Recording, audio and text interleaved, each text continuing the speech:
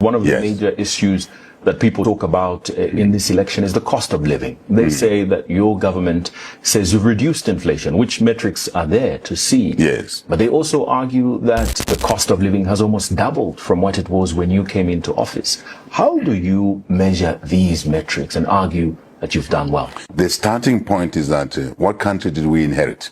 We inherited a broken down country, completely broken down.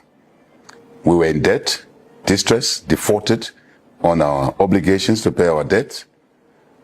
The economy was declining. Jonah, how do we know? Minus 2.8% GDP growth. That's how we know.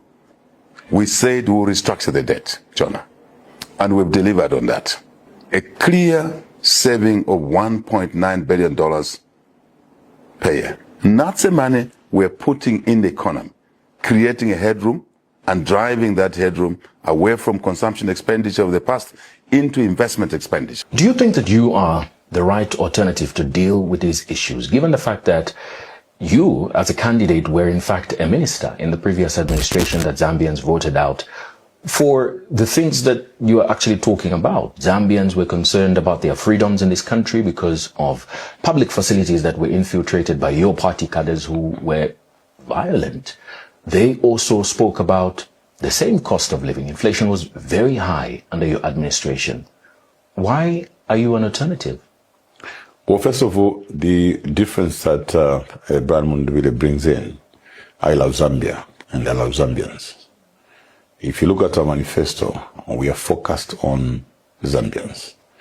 Our manifesto moves women and youths from the margins to the center of policy transformation, policy and economic transformation, making the youths the main drivers of that economic transformation. What that means is that we are focused on the Zambians. Our policies put Zambians at the center. And this is the reason why Zambians are responding to our messages. Some of the key indicators for a country that has high poverty levels like that is people need to be able to afford the staple food, for example. And some of the commitments you made with regards to that were to reduce the cost of the corn meal, or milling meal as we call it here. That has not happened. And they're asking, no, Jonah, that's not true. Why should you be re-elected? That is not true. When these parts of their daily lives are expensive? We have, despite the worst drought in living memory, 2 years ago, we have been able to increase production of maize to the highest level since independence. What is that level? 5 million tons of maize this year. Never done before independence, since independence. What is the impact of that, John? Supply side increases. Then, as a consequence of that, the price of milling meal is coming down. That's why I was saying that's not true. It's coming down. But it hasn't gone below the level it was when you assumed office, Mr. President. This is not how you measure economics. This is what is called nominal figures. You must be talking about real terms.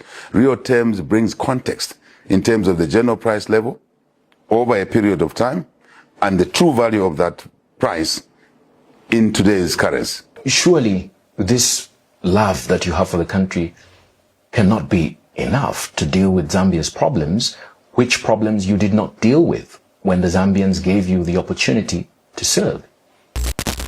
If you look at our trajectory at the time that we were in government, number one, we're very clear about what we wanted to do for the poor. We actually pursued pro-poor policies. We began by investing in backbone infrastructure. In as much as we appear to have been dealing with big projects, we were actually focused on the poor. We focused on the health of the poor. We focused on the education of the poor. We went to an extent of improving water and sanitation in most of these rural parts. So it's not something that is new. It's something that even when I served as minister here, these are the policies that we were embarking on. But now, we need to invest in order to industrialize. And once we industrialize, we'll create employment.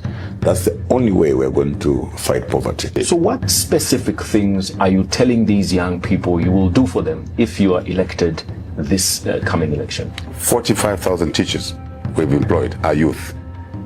20,000 medical staff we've employed, our youth.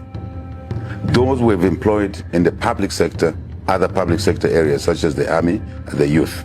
But they still have high unemployment rate, Mr. President. Agreed. You look at the jobs we've created in 4 years, 10 months, call it. We are saying to them, when the economy bottoms up, which is what it's doing now, it creates opportunities for the youth who are not yet employed to be the next ones in the queue.